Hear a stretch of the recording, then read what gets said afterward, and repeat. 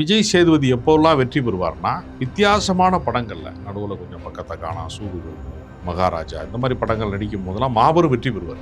அவர் commercial ட்ராக்குக்குள்ள போற போதெல்லாம் இந்த விக்ரம் வேதா மாதிரி கொஞ்சம் நெகட்டிவ் கேரக்டர் வந்து பேசப்பட்டிருக்கே தவிர, நீங்க அவர் கமர்ஷியலா ட்ரை பண்ண ஏரியா இருக்குல்ல, ஜிங்கா, சங்கத்தமிழன், ரெக்க, நிறைய படங்கள் இருக்கிறது. பலத்த அடி அதெல்லாம் எல்லாவற்றிலையுமே அடி.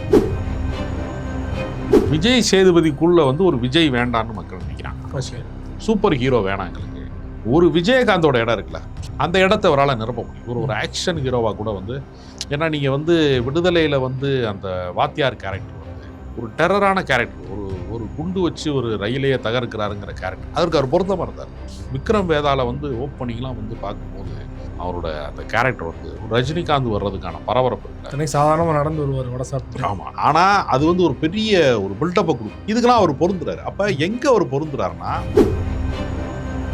ஆனால் அவர் வந்து ஒரு தர்மதுரை மாதிரி படத்தில் ஒரு டாக்டரு குடியாரன வாழ்க்கையில் வந்து சீரழிஞ்சிருக்கிறான் அப்படின்னு ஒரு இடம் இருக்குல்ல, அப்போ வந்து அது மாதிரி கதாபாத்திரங்கள், ஒரு பெண்ணு தான் அவனை மீட்டெடுக்கிறான் அப்படின்னு சொல்கிற சென்டிமெண்ட் கதை இருக்குல்ல, அது அவருக்கு பயங்கரமாக ஒர்க் அவுட் ஆகும். நீங்கள் சேதுபதிங்கிற படத்தில் வந்து போலீஸ் ஆஃபீஸராக வந்து ஒரு விரைப்பான போலீஸ் ஆஃபீஸராக இருப்பாப்ல, ஆனால் வீட்டுக்குள்ள போன பொண்டாட்டிட்ட காலில் விழுவோம். இந்த ஐடியா இருக்குது பாருங்க.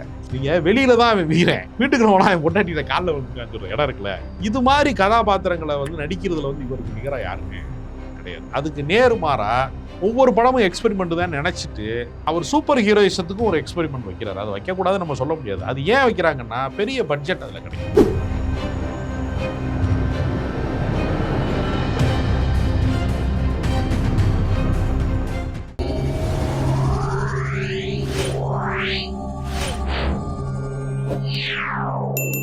மீடியா சர்க்கிள் நேயர்களுக்கு வணக்கம். இன்றைக்கு நம்மோட நேர்காணலுக்காக சினிமா விமர்சகர் ராஜகம்பீரன் அவர்கள் நம்மோடு இணைந்திருக்கிறார். அவரோடு பேசலாம். சார் வணக்கம். வணக்கம். இன்றைக்கு விஜய் சேதுபதி நடிப்பில் ஏஎஸ் அப்படிங்கிற திரைப்படம் வெளியாக இருக்குது. அதற்கு முந்தைய படமான மகாராஜா மிகப்பெரிய அளவில் வெற்றி அடைந்த திரைப்படம். கிட்டத்தட்ட 100 கோடி ரூபாய்க்கு மேலே கலெக்ஷன் பண்ண படம். ஆனாலுமே அவருடைய அடுத்த படத்துக்கு பெரிய அளவில் எதிர்பார்ப்பு இல்லை. இன்றைக்கு ஏஎஸ் திரைப்படம் வெளியானது பலருக்குமே தெரியாத ஒரு நிகழ்வு தான் நடந்திருக்கு இல்லையா? என்ன காரணம் நினைக்கிறீங்க? கடந்த ஆண்டு விஜய் சேதுபதி படம் வந்து 3 படங்கள் வந்தது. விடுதலை 2 வந்தது. அது போக வந்து மகாராஜா படம் மாபெரும் ஹிட் ஆனது. விடுதலை 1 கூட ஏறத்தாழ அதனுடைய இறுதியில் வந்தது. ஏறத்தாழ 3 படங்களில் விடுதலை 2 கொஞ்சம் ஆவரேஜாக இருக்க வாய்ப்பு இருக்கிறது. மிச்சம் 2மே சூப்பர் டூப்பர் ஹிட். விடுதலை முதல் பாகமும் இதுவும் வந்து மாபெரும் ஹிட்டு. ஸோ சென்ற ஆண்டு விஜய் சேதுபதிக்கு வந்து ரொம்ப தரமான வெற்றி படங்களுக்கான ஆண்டு. விஜய் சேதுபதி எடுத்திருக்கிற சரியான முடிவு என்னன்னா, தேவையில்லாமல் ஒரு துணை கௌரவ கதாபாத்திரங்களுக்குள்ளே நடிக்கிறது, வில்லன் கேரக்டர் நடிக்கிறது என்கிற இடத்துல இருந்து முதல்ல வெளியேறி இருக்கிறார். வெள்ளிக்கிழமை ராமசாமி மாதிரி ஒவ்வொரு வெள்ளிக்கிழமையும் படம் வர்றது அப்படின்னு சொல்கிறது மாதிரி இருக்கு. அதிகமான படங்கள் நடித்தவர் அப்படிங்கிறது அது வந்து மக்கள்கிட்ட ஒரு பெரிய சலிப்பை உண்டாக்கிறோம். ஒரு எதிர்பார்ப்பை உருவாக்குறது தான் அங்கே வந்து ஒரு ஹீரோயிசத்துக்கு அது நல்லது. அவர் போய் ரஜினிகாந்த் படத்தில் வில்லனாக நடிக்கிறேன், விக்ரம் 2ல் போய் வில்லனாக நடிக்கிறேன் என்று சொல்வதன் மூலமாக, ஒரு மாஸ்டர் படத்தில் வில்லனாக நடிக்கிறேன் என்றெல்லாம் சொல்வதன் மூலமாக ஒரு ஹீரோ மெட்டீரியலாக இருக்கக்கூடிய ஒருத்தர் அதுக்கு நேர் எதிரான அவருடைய பிம்பத்தை, அவருடைய இமேஜை அவரே போட்டு உடைக்கிற மாதிரி நடிப்பு தானேன்னு நம்ம ஆட்கள் நினைக்கிறது இல்லை. ஏன்னா நடிகர்களை வந்து கடவுளாக பார்க்கிற ஒரு வழிபாட்டு சமூகமாக ரசிகர்கள் இருக்கிற ஒரு காலகட்டத்தில், பாலாபிஷேகம் நடத்துகிற காலகட்டத்தில் வில்லனாக நடித்தா கெட்டவனாகவே பார்த்துருவாங்கிற அளவுக்கு மோசமான ஒரு சூழல். இது நீண்ட காலமாக ஒரு மரபு நமக்கு இருக்கிறது. எனவே அதிலிருந்து மாறுபட்டு இந்த படம் 2023 எடுக்கப்பட்ட படம். அது பல காரணங்களால் இப்பொழுது ரிலீஸ் ஆகுது. ஏறத்தாழ மகாராஜா போன்ற படங்களின் வெற்றிக்கு பின்பு ரிலீஸ் ஆகுதுன்னு கூட நம்ம அதை சொல்லலாம். இந்த ஆறுமுககுமார் அப்படிங்கிற இயக்குனர் வந்து உதவி இயக்குனராக இருக்கிற காலகட்டத்தில் விஜய் சேதுபதிக்கு ஒரு உற்ற தோழன். அவர் தான் பல படங்களுக்கு அவரை பரிந்துரை செய்திருக்கிறார். நடுவில் கொஞ்சம் பக்கத்தை காணா. அதுக்கு முன்பு வந்து வர்ணம்னு ஒரு படத்தில் ஒரு கேரக்டர் நடிக்கிறதுக்கு இவர் தான் ரெக்கமெண்ட் பண்ணியிருக்கார். சேது நல்லா நடிப்பார் அப்படின்னு சொல்கிற இடத்துல அவர் இருந்திருக்கார். அந்த நன்றி உணர்ச்சிக்காக 2வது படம் அவருக்கு வாய்ப்பளித்திருக்கிறார். முதல் படமே சரியாக போகல. முதல் படம் போகலை. அது ஒரு வித்தியாசமான முயற்சி மாதிரி, ஒரு நல்ல நாள் பார்த்து சொல்கிறேன்னு ஒரு படம். அது ஒரு ஆதிவாசி மாதிரி ஒரு வித்தியாசமான கட்டப்பில் ஒரு எக்ஸ்பெரிமெண்ட் படம். அதுவும் வெற்றி பெறலை. விஜய் சேதுபதியுடைய திரைப்படங்களை வந்து நம்ம எப்படி பார்க்க வேண்டியிருக்குன்னா, 2 விதமாக பார்க்கலாம். பக்கத்து வீட்டு பையன் மாதிரி இருக்கிறாரு, ஒரு முரளி கடந்த காலங்களில் பக்கத்து வீட்டு பையன் மாதிரி இருக்கிற ஃபீல் கொடுக்குற ஹீரோஸ் அப்படின்னு ஒரு வரிசை உண்டு எப்பொழுதுமே. அதில் நீண்ட காலமாக எல்லா பெரிய இயக்குனர்களுக்குமே முதல் பட ஹீரோ வந்து முரளி தான். அது ஒரு வகை. இன்னொரு வகை வந்து என்னென்னா, ஆச்சரியப்படுத்தக்கூடிய அளவுக்கு சூப்பர் ஹீரோயிசத்துக்கான ஒரு மேஜிக் அது. அதனால் விஜய் சேதுபதி எப்போல்லாம் வெற்றி பெறுவார்னா, வித்தியாசமான படங்களில் நடுவில் கொஞ்சம் பக்கத்தை காணா, சூதுகவும், மகாராஜா இந்த மாதிரி படங்கள் நடிக்கும் போதெல்லாம் மாபெரும் வெற்றி பெறுவார். அவர் கமர்ஷியல் ட்ராக்குக்குள்ளே போகிற போதெல்லாம் இந்த விக்ரம் வேதா மாதிரி கொஞ்சம் நெகட்டிவ் கேரக்டர் வந்து பேசப்பட்டிருக்கே தவிர, நீங்கள் அவர் கமர்ஷியலாக ட்ரை பண்ண ஏரியா இருக்குல்ல, ஜுங்கா, சங்கத்தமிழன், ரெக்க, நிறைய படங்கள் இருக்கிறது. பலத்த அடி அதுலலாம் எல்லாவற்றிலையுமே அடி. விஜய் சேதுபதிக்குள்ளே வந்து ஒரு விஜய் வேண்டான்னு மக்கள் நினைக்கிறாங்க. சூப்பர் ஹீரோ வேணாம் எங்களுக்கு. ஒரு விஜயகாந்தோட இடம் இருக்குல்ல, அந்த இடத்த அவரால் நிரப்ப முடியும். ஒரு ஆக்ஷன் ஹீரோவாக கூட வந்து, ஏன்னா நீங்கள் வந்து விடுதலையில் வந்து அந்த வாத்தியார் கேரக்டர் வந்து ஒரு டெரரான கேரக்டர், ஒரு குண்டு வச்சு ஒரு ரயிலையே தகர்க்கிறாருங்கிற கேரக்டர், அதற்கு அவர் பொருத்தமாக இருந்தார். விக்ரம் வேதாவில் வந்து ஓப்பனிங்லாம் வந்து பார்க்கும்போது அவரோட அந்த கேரக்டர் வந்து ஒரு ரஜினிகாந்த் வர்றதுக்கான பரபரப்பு இருக்குல்ல, சாதாரணமாக நடந்து வருவார் வட சாப்பிட்டு. ஆமாம், ஆனால் அது வந்து ஒரு பெரிய ஒரு பில்டப்பை கொடுக்கும். இதுக்கெல்லாம் அவர் பொருந்துறாரு. அப்போ எங்கே அவர் பொருந்துறாருன்னா, யதார்த்தங்களுக்குள்ள அவர் வந்து அப்படியே கேட்ச் ஆகிறார். அதை சீனு ராமசாமி ரொம்ப அழகாக ஒரு முறை என்கிட்ட தனிப்பட்ட உரையாடலில் சொன்னார். விஜய் சேதுபதி வந்து ஒரு சிவாஜி கணேசன், அவர் ஒரு நாள் எம்ஜிஆர் ஆகக்கூடியான சுருக்கமான வருஷம்.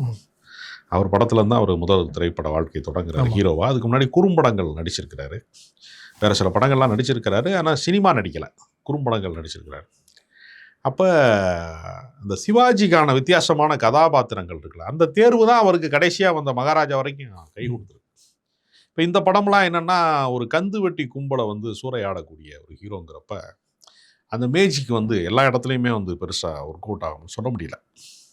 அதனால் அவர் கமர்ஷியல் ரூட்டுக்குள்ளே போனால் கூட வந்து சூதுகவுமில் பார்த்தீங்கன்னா ஒரு மோசடியை பண்ணிவிட்டு, இந்த மாதம் நீ சமாளிச்சுக்கிறவேல அப்படின்னு கேட்குற இடம் இருக்குல்ல, ஒரு பேங்கில் ஒருத்தனை மிரட்டி பணத்தை ஏடிஎம்மில் அடிச்சுட்டு அப்படி இந்த மாதம் சமாளிச்சுக்கிறியான்னு கேட்குற இடம் இருக்குல்ல, அந்த இடம் தான் அவருடைய அந்த அளவு தான் ஹீரோயிசம். ஓகே. சத்யராஜ் வந்து வில்லனாகவும் ஹீரோவாகவும் ஒரே டைமில் நடிப்பார். நீங்கள் அமைதிப்படையோட கேரக்டர் வந்து நீங்கள் பார்த்தீங்கன்னா, ஒரு பொண்ணை வந்து ஒருத்தன் அல்வா கொடுத்து கெடுத்துட்டாங்கிறது தான் கதை. இது வில்லனுக்கான கேரக்டர் தான். அதை பேலன்ஸ் பண்ணத்தான் ஒரு கொஞ்சம் சத்யராஜ் மகனாக பிறக்கிறான்னு இன்னொரு கேரக்டர் உருவாக்கியிருப்பாங்க. அது வழக்கமாக எம்ஜிஆர் படத்தில் பண்ணுறது தான், ஒருத்தன் கெட்டவன் ஒருத்தன் நல்லவன் சொல்கிற ஒரு பழைய ஃபார்முலா தான். ஆனால் எது எடுபட்டுச்சுன்னா, நீங்கள் அமைதிப்படைன்னு சொன்னாலே உங்களுக்கு அமாவாசை தான் ஆகும். இன்னைக்கு வரைக்கும் அரசியல்வாதிகளில் மோசமானவனை பூராமே அமாவாசையோட தான் ஒப்பிடுவாங்க. அவன் அரசியலில் மோசமான ஆள்றா, ஒரு அமாவாசைன்னு சொல்கிறாங்க. இல்லை, இந்த மாதிரி தன்மையான படங்கள் எல்லாமே விஜய் சேதுபதிக்கான படங்கள். அதனால் விஜய் சேதுபதி வந்து தன்னுடைய கதை தேர்வில் ரொம்ப கவனமாக இருக்கிற பட்சங்களில் மாபெரும் வெற்றி அடைந்திருக்கிறார். மற்றவர்கள் ஏற்க தயங்குற வேடங்கள்லாம் இருக்குல்ல, ஒரு குழந்தைக்கு வந்து அப்பாவாக நடிக்கிறது அப்படிங்கிறது ஒரு சூப்பர் ஹீரோ வந்து பெரும்பது செய்ய மாட்டாங்க. அது மாதிரி விஷயங்கள் பூரா அவருக்கு வந்து பயங்கரமாக ஒரு கூட்டது. ஆனால் அதுக்கு நேர்மாறா ஒருத்தன் 40 பேர் அடிக்கிறான், தூள் பறத்துறாங்க அப்படிங்கிற கதாபாத்திரங்கள் இருக்குல்ல, அது எதுவுமே அவருக்கு வந்து ஒரு கூட்டம். அதுக்கு காரணம் அவர் தொடக்க காலத்தில் அவருக்கு ஏற்பட்ட இமேஜ் ஒரு காரணம் நினைக்கிறேன். நீங்கள் வந்து உங்களுக்கு வந்து திடீர்னு ஒருத்தனுக்கு ஞாபக மருதி ஏற்படுது, வந்து லைட்டாக லூஸு மாதிரி இருக்கான் அப்படிங்கிறத நடுவில் கொஞ்சம் பக்கத்தை காணும். அது மாதிரி விஷயங்களை மக்கள் ரசித்து கொண்டாடினாங்க அவரை. ஆனால் அவரே வந்து அவர் வந்து பயங்கரமான ஆளுன்னு சொல்லி ரெக்கையில் வந்து ஃப்ளைட்டில் கடத்திட்டு போனார் லட்சுமி மேனன் அப்படிங்கிறப்ப அதை எவனுமே ரசிக்கலை. அதனால் அவருக்கான இடம் அப்படின்னு ஒரு இடத்த வந்து அவர் சரியாக, இப்போ எப்படி வில்லன் கதாபாத்திரங்களை நிராகரிச்சிட்டாரு, கௌரவ கதாபாத்திரங்கள் நடிக்கிறத அவர் நிறுத்தி கொண்டாரோ, அது மாதிரி அவர் வந்து சூப்பர் ஹீரோயிசம் சார்ந்த படங்கள். அதில் என்ன சிக்கல் இருக்குன்னா, நடிகைங்களுக்கு எல்லா நடிகர்களுக்குமே உள்ளது என்னென்னா, யதார்த்த படங்களுக்கு பட்ஜெட் கம்மி. இப்போ நீங்கள் வந்து அந்த சார்ந்த இப்போ மிஸ்கின் மாதிரி இயக்குனர்கள் படத்தில் அவர் நடிக்கிறார், ட்ரெயின் ஒரு படத்தில் கூட விஜய் சேதுபதி, அந்த மாதிரி படங்களை அவர் கைவிடலை, எப்போவுமே அவர் நடிக்கிறாரு.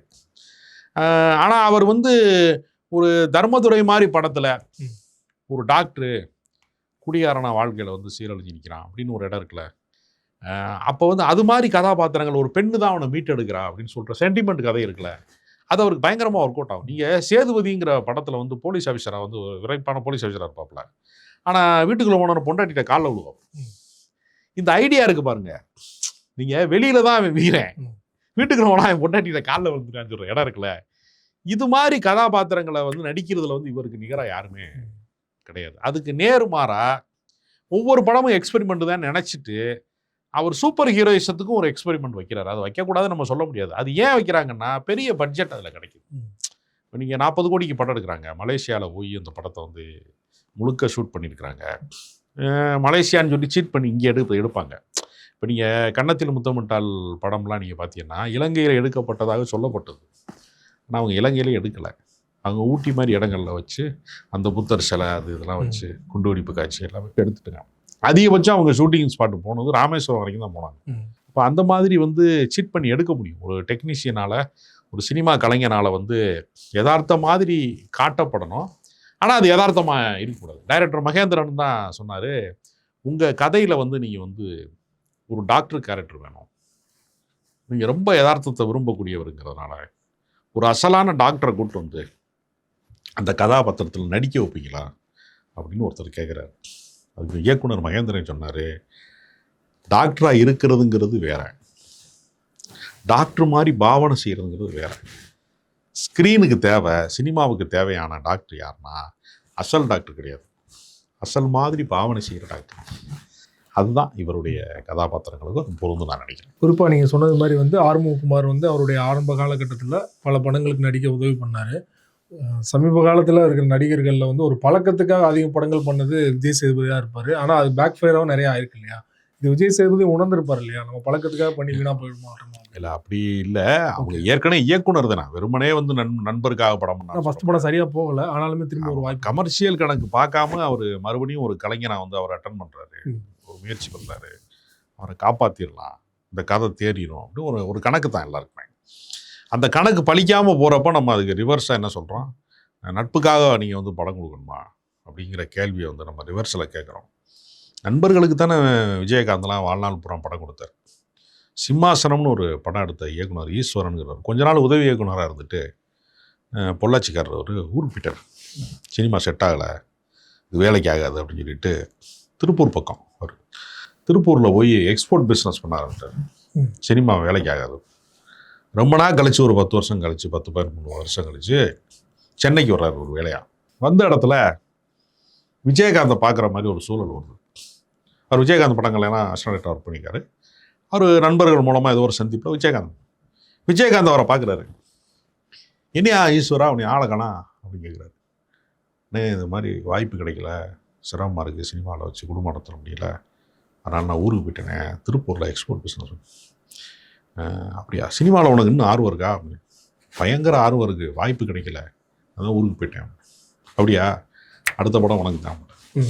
அப்படித்தான் சிம்மாசனங்கிற ஒரு படம் வந்துச்சு. படம் வெற்றி பெறலை. ஆனால் எந்த காலகட்டத்தில் விஜயகாந்த் அந்த வாய்ப்பு கொடுத்தாருன்னா, வானத்தை போன மாதிரி படம் சூப்பர் ஹிட் ஆன டைமில் கொடுத்தாரு சிம்மாசனத்தை. நண்பர்களுக்காக எவ்வளவோ செஞ்சுருக்கிறாங்க. நட்பு வட்டம் தானே சினிமாவை வந்து உயிர் போட வைத்திருப்பதற்கு அடி. ஆனால் சரியாக பயன்படுத்துங்க அந்த. இல்லை, அது வந்து ஒரு படம் வந்து எந்த படம் ஓடும்னு யாருக்குமே சொல்ல முடியாது. இதெல்லாம் ஒரு கதையா, இதெல்லாம் ஒரு அப்படின்னு சொல்லி காரி துப்புன படங்கள்லாம் ஓடி இருக்கு. இதெல்லாம் உலகத்துல மகா காவியம் எதுவுமே கிடையாதுன்னு நினைச்சு எடுக்கப்பட்ட படங்கள் வந்து அட்டர் ஃபிளாப் ஆயிடும். இப்போ அன்பே சிவ மாதிரி படங்கள்லாம் வந்து வந்த காலத்துல வந்து ஓடலை. இப்போ சொல்றாங்க அதெல்லாம் ரொம்ப அற்புதமா இருக்கு, மகாநதிக்கெல்லாம் அது உண்டு, குணா படத்துக்கு உண்டு, அப்படி நிறைய படங்கள் அப்படி சொல்வது உண்டு. அதனால எல்லாருக்கும் ஏற்ற படம் அப்படின்னு ஒரு படம் கிடையாது. என்னோட கதையை நான் உங்களுக்கு சொல்றேன், உங்களுக்கு பிடிச்சிச்சுன்னா நீங்க அது நல்லா இருக்குன்னு சொல்றீங்க, பிடிக்கலைங்கிறதுனால அது நல்ல கதை இல்லைன்னு சொல்ல முடியாது. அது எல்லாருக்குமான விருப்பம் அப்படிங்கிறது வெகுஜன விருப்பம் தானே. எல்லாரும் விரும்புகிற ஒரு படத்தை எல்லாரும் கொடுக்க முடியாதுங்க. 100வது படம் வந்து மாபெரும் அட்டர் ஃப்ளாப் ஆனப்ப பாலச்சந்தர்கிட்ட கேட்குறாங்க, நீங்கள் 100 படம் எடுத்தவர், உங்களுக்கு எப்படி 100வது படம் தோக்குது பாலச்சந்தர்கிட்ட கேட்கும்போது பாலச்சந்தர் சொன்னார், சினிமா வந்து ஒவ்வொரு முறையுமே ஒரு விஷ பரீட்சை தான். 100வது முறையும் ஒருத்தர் தோற்க முடியும்னா எனக்கு சினிமா தெரியலைன்னு வேணா எடுத்துக்கோங்க அப்படின்னா. மற்ற துறைகள்லாம் நீங்கள் துறையில் வித்தகராக மாற மாற மாற ஒரு டாக்டராக இருக்கிறாரு, அவர் ப்ராக்டிஸ் பண்ண சர்ஜனாக நிறையா அட்டன் பண்ண அவருடைய மெரிட் கூடிக்கிட்டே இருக்கும். சினிமாவில் எப்படின்னா ஏஜ் கூட எக்ஸ்பீரியன்ஸ் கூட அவர் வந்து ஃபீல்டை விட்டு எக்ஸ்பீரியன் ஆகிடுவார். அப்போ ட்ரெண்டிங் தான் சினிமா அப்படிங்கிறப்ப அப்டேட்டில் இருக்குன்னு நம்ம சொல்கிறோம். இப்போ இளையராஜா பாட்டை இந்த தலைமுறை கேட்க மறுக்கிறான் இப்படி கேட்டால் கூட 80s வந்த பாட்டை தான் கேட்குறான். இப்போ அவர் போடுற பாட்டை கேட்க மாட்டேங்கிறான். அப்போ அதே இசையைத்தான் அவர் திரும்ப திரும்ப கொடுத்துக்கிட்டே இருக்காரு. கேட்குறவனோட ரசனை மாறி. அவர் கம்பங்கூழை விற்றுக்கிட்டே இருக்கிறாரு, கேப்பக்கூழை விற்றுக்கிட்டே இருக்கிறாரு. இவன் பீஸா பர்கர் இங்கே போயிட்டான், கம்பங்கூழை அப்படியே கிடக்கு. அதனால் ரசனை மாறிக்கொண்டே இருக்கும். 10 ஆண்டுகளுக்கு ஒரு முறை வந்து ரசனை மாற்றம் நிகழ்ந்து கொண்டே இருக்கும். அதனால் எல்லா காலத்துக்கும் ஏற்றவர். இப்போ விடுதலையில் மட்டும் எப்படி வந்து இளையராஜா மியூசிக் ஹிட் ஆகுது அப்படின்னு கேட்குறாங்க. ஒரு காலகட்டம் சார்ந்த படங்கிறதுனால அது பொருத்தமாக இருக்குது. ஒரு இயக்குனருடைய வெற்றிமாறனுடைய இயக்கத்தினால அது கவனம் பெறுகிறது அப்படின்னு சொல்லிக்கிட்டாலும், எல்லாருக்கும் ஏற்ற இசை, எல்லாருக்கும் ஏற்ற நடிப்பு, எல்லாருக்குமான கதை அப்படின்னு ஒரு கதை ஒன்று கிடையாது. ஒரு நம்ம யாரை நம்ம பாலாவை வியந்து பார்த்தோம்ல ஒரு காலகட்டங்களில், ஏன் வணங்கான் ஓடலப்ப அவர் பாலாவாகவே இருக்கிறாரு, பார்க்குறவன் வேற ஆகிட்டான், அப்டேட் ஆகி போயிட்டே இருக்கான், வேற வேற ரசனைக்கு ஆளாகிறான். அதுதான் காரணம். இப்போ நீங்கள் முன்னாடியே சொன்னது மாதிரி வந்து இயக்குனர் சீனு ராமசாமி தான் விஜய் சேதுபதியை ஹீரோவை அறிமுகப்படுத்தினார். அவர் உங்ககிட்ட தனிப்பட்ட முறையில் விஜய் சேதுபதி வந்து சிவாஜி தான், எப்போதும் எம்ஜிஆர் ஆக முடியாதுன்னு சொன்னார் இல்லையா? ஒரு சூப்பர் ஹீரோவாக மக்கள் ஏற்றுக்க மாட்டாங்க விஜய் சேதுபதி அப்படின்னா, இந்த விஷயம் வந்து விஜய் சேதுபதி உணர்ந்திருப்பாரா? உணர்ந்திருக்க மாட்டாங்க. அவர்கிட்டயே சொன்னது அது. அவர்கிட்டயே சொன்னார், என்கிட்ட மட்டும் சொல்லலை. ஓகே, அவர்கிட்டயே சொன்னார். நானே தர்மதுரை படத்தில் எல்லாருமே விஜய் சேதுபதியை கெட்டவனா காமிச்சு தான் ஜெயிக்க வைக்கிறாங்க. அந்த பூரா நெகட்டிவ் கேரக்டர் நிறைய நடித்தார். விஜய் சேதுபதியை நல்லவனா காமிச்சு ஜெயிக்க வச்ச படம் தர்மதுரை தான். இது ரொம்ப வேலிட் பாயிண்டாக இருக்குது. நான் அப்பாஸை வந்து இருக்கேன், நான் உடனே அவர்கிட்ட பேசணும் அப்படின்னு சொல்லி விஜய் சேதுபதி வந்து எனக்கு வந்து லைனில் வந்தார். அப்போ ஒரு கருத்தை வந்து அவர் ஏற்றுக்கொண்டார். மாற்று கருத்து சொன்னாலும், ஏற்றுக்கொள்ளாத கருத்தை சொன்னாலும் அதை வந்து அவர் அனலைஸ் பண்ணுறார். இப்போ நீங்கள் அவர் பேராண்மை இயக்குனர் ஜனநாதன் வந்து அவர் படத்தில் வந்து அவர் நடிக்கிறார், புறம்போக்குங்கிற படத்தில் நடிக்கிறார். அந்த படம் ஓடலை. ஆமாம், ஓடலைங்கிறப்போ கூட அவர் என்ன செஞ்சார்னா ஜனநாதனை கைவிடலை.